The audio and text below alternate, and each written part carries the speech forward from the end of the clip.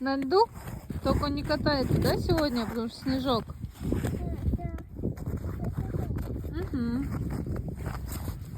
И ты чё?